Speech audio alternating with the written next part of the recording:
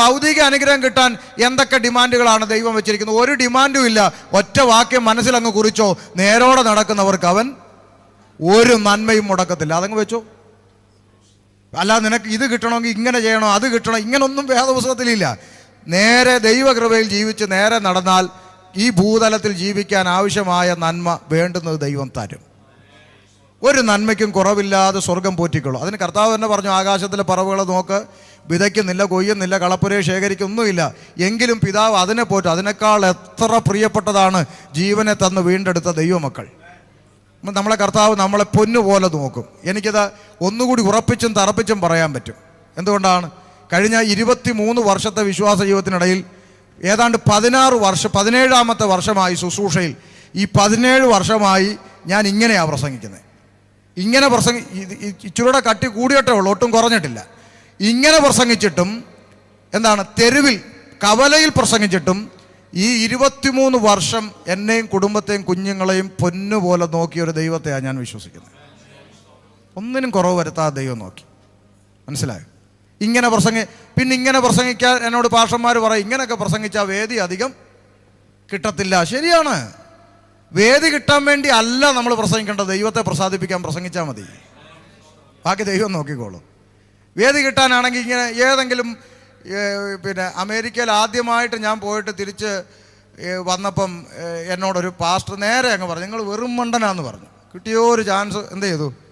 അവിടെ ചെന്ന് ഇങ്ങനെയൊക്കെ പറഞ്ഞു, വല്ല കാര്യമുണ്ടോ, വല്ലവരും വല്ലതും തരുന്നതും കൂടെ ഇല്ലാതാക്കിയിട്ട് പോരേണ്ട വല്ല കാര്യമുണ്ടോ, മണ്ടനാണെന്ന് പറഞ്ഞു. ഉള്ളതും കൂടെ നഷ്ടപ്പെടുത്തുന്നത് മണ്ടനല്ലേ? അപ്പം ഞാൻ പറഞ്ഞു, അങ്ങനെയാണെങ്കിൽ വേദപുസ്തകത്തിൽ മരമണ്ടനെ കാണാം. പൗലോസ് എന്നാണ് പേര്. കോടിക്കണക്കിന് ആസ്തി ഉണ്ടായിട്ട് ഈ പുസ്തകം നിമിത്തം ഇറങ്ങി തിരിച്ചിട്ട് അവസാനം ഭൂമിയിൽ നിന്ന് ടാറ്റ പറയുമ്പോൾ പുതയ്ക്കാൻ ഒരു പുതപ്പ് പോലും ഇല്ലാതെ ഭൂമിയിൽ നിന്ന് ടാറ്റ പറഞ്ഞ പൗലോസ് മരമണ്ടൻ അല്ലേ? നമ്മളൊരു പുതപ്പ് പോലും ഇല്ലാതെ ഇറങ്ങിയിട്ട് ഇന്ന് വേണ്ടുന്നതെല്ലാം നമുക്ക് കിട്ടിയിട്ടേ ഉള്ളൂ.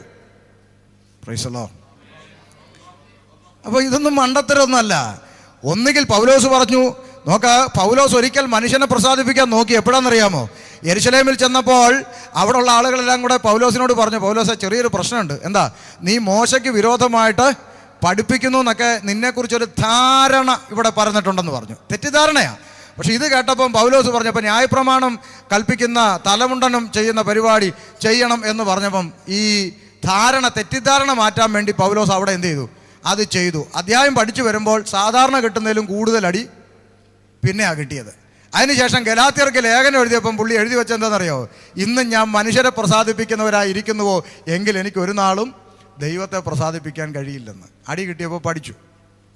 ഇപ്പം മനുഷ്യൻ്റെ ഇഷ്ടത്തിന് വേണ്ടി എന്തെങ്കിലും പറഞ്ഞ് എന്തെങ്കിലും ഒരു ഭൗതിക നന്മയോ നേട്ടങ്ങളോ നമ്മൾ ഉണ്ടാക്കിയാലും ഇന്ന് രാത്രി കിടന്നുറങ്ങുന്ന നമ്മൾ നാളെ രാവിലെ ആ നന്മ അനുഭവിക്കുന്ന എന്ത് ഗ്യാരണ്ടിയാണ് ഉള്ളത്? ഒന്നുമില്ല. അതുകൊണ്ട് നമുക്ക് പ്രസാദിപ്പിക്കാൻ ആരേ ഉള്ളൂ? ദൈവത്തെ പ്രസാദിപ്പിക്കുക എന്നുള്ളതാണ്. അതുകൊണ്ടാണ് വേദപുസ്തകം ഒറ്റ വാക്യത്തിൽ ചുരുട്ടിക്കുട്ടി പറഞ്ഞത്, നേരോടെ നടക്കുന്നവർക്ക് അവൻ ഒരു നന്മയും മുടക്കിയില്ല. ഇനി എന്തെങ്കിലും മുടങ്ങുന്നെങ്കിൽ എന്തായിരിക്കും കാരണം? നിങ്ങൾ പറ. ഞാൻ ഈ പറഞ്ഞ വാക്യത്തിൻ്റെ പ്രകാരം എവിടെയൊക്കെയോ സൂത്രങ്ങൾ ഉണ്ട്, അതങ്ങ് കളഞ്ഞാൽ മതി.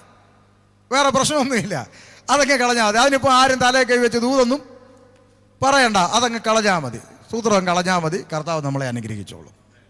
കുറവും കുറ്റമില്ലാത്ത മനുഷ്യന്മാരാരും ഇല്ലല്ലോ, നമ്മളാരും ദൂതന്മാരൊന്നും അല്ലല്ലോ. നമ്മൾ ദൈവസന്നിധിയിൽ ക്രമീകരിക്കപ്പെട്ടങ്ങ് ജീവിക്കുക, മനസ്സ് പുതുക്കുക, അനുദിനം രൂപാന്തരപ്പെടുക, കൂടുതൽ ദൈവത്തോട് അടുക്കുക. ഇതൊക്കെ